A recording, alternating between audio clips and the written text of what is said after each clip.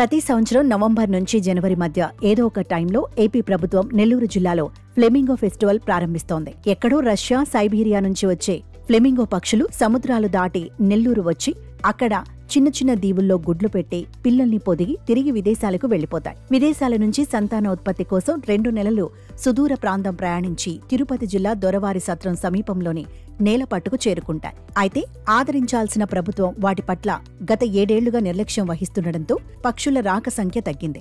40,000 వివిధ రకాల పక్షులు నేలపట్టుకు విచ్చేసి సందడి చేసేవి. వాటికి ఆహారం సరిగ్గా లేకపోవడం, అనువైన గూడు ఏర్పాటు చేయకపోవడంతో ఏటా తగ్గుతూ వచ్చాయి. ఈ ఏడాది పక్షుల సంఖ్య 25,275కు తగ్గిపోయింది. దాదాపు 15,000 పక్షులు తగ్గాయని వైల్డ్ లైఫ్ అధికారులు తెలిపారు.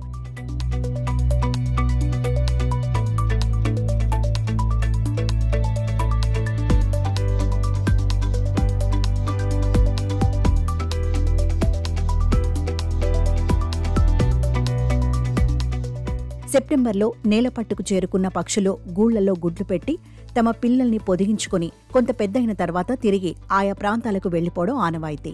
ప్రభుత్వం చేప పిల్లల్ని సైతం వదలకపోవడంతో పులికాట్ సరస్సుకు వెళ్లి చేపలు, నత్తలు, రొయ్యలు తెచ్చుకుని తమ పిల్లల్ని పోషించుకుంటాయి. ఫ్లెమింగో పండుగ కోసం మన రాష్ట్రంతో పాటు తెలంగాణ, తమిళనాడు, కర్ణాటక, ఇతర ప్రాంతాల నుంచి ప్రకృతి ప్రేమికులు వస్తుంటారు.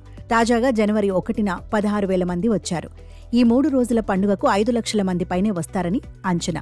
ఈ నెల 10 నుంచి 3 రోజుల పాటు జరగాల్సిన ఫ్లెమింగో పండుగను వాయిదా వేస్తున్నట్లు చెప్పినా ఇంకా తేదీలను ఖరారు చేయకపోవడం గమనార్హం.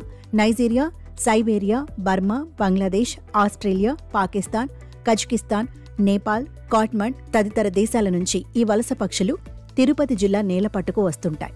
సెప్టెంబర్ నుంచి ఈ ప్రాంతానికి వచ్చి సంతానోత్పత్తి చేసుకుని తిరిగి మార్చి, ఏప్రిల్లో వెళుతుంటాయి.